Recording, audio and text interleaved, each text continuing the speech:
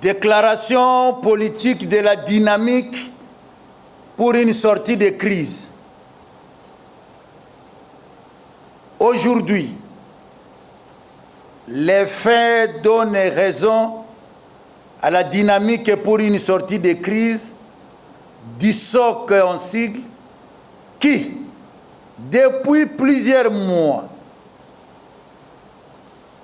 ne cesse d'alerter l'opinion tant nationale qu'internationale sur la nécessité d'avoir des échanges entre les parties prenantes à la crise qui ronge notre pays et d'adopter par consensus une voie de sortie de crise.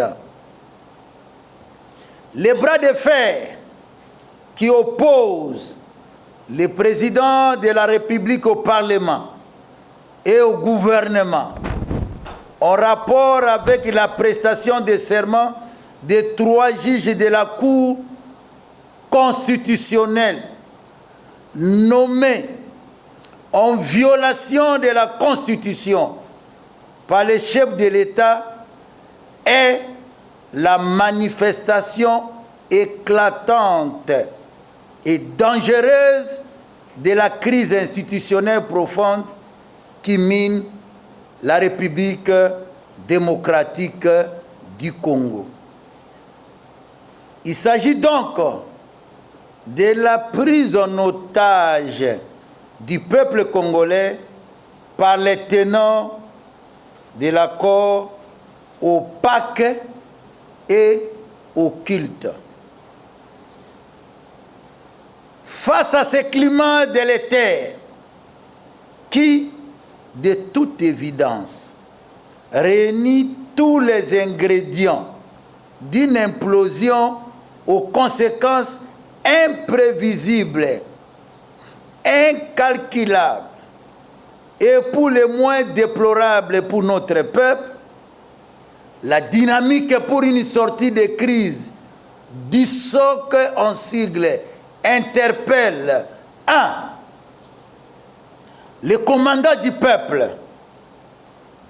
chef de file de la majorité populaire et coordonnateur actuel de la coalition Lamuka, le président Martin Fayoulou Madidi, qui, Constitution à la main, est prié de prendre des initiatives pour apaiser les inquiétudes de la population et donner la direction à suivre.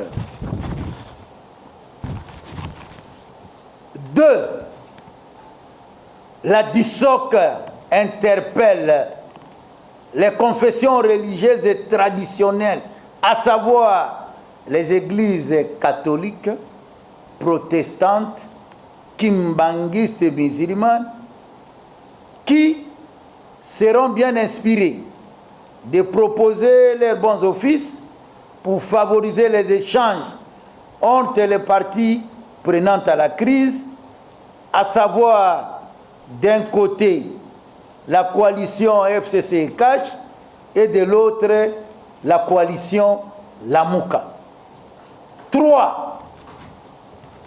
La DISOC interpelle les chefs d'État des pays membres de la CIRGL, membres de la SADC, membres de la CAC, ainsi que la communauté internationale qui sont invités à user urgemment des pressions diplomatiques pour éviter que cette crise institutionnelle ne provoque un chaos généralisé en République démocratique du Congo. De ce qui précède, la dynamique pour une sortie de crise du SOC en sigle prend acte de la dissolution de fait de la coalition FCC-CACH qui, depuis bien longtemps, a montré les limites, ses limites et son incapacité à gérer la République.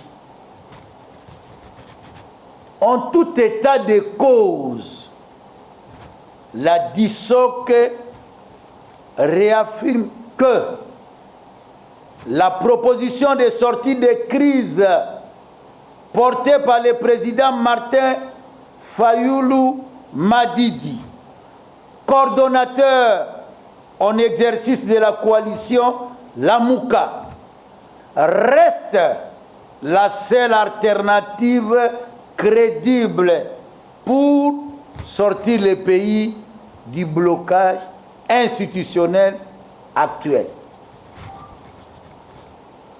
En conclusion, l'État congolais constitue, structuré autour de la Constitution. L'État congolais est constitué et structuré autour de la Constitution.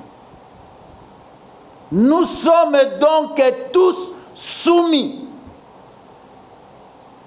à la puissance, à la sacralité, à la fondamentalité de la Constitution.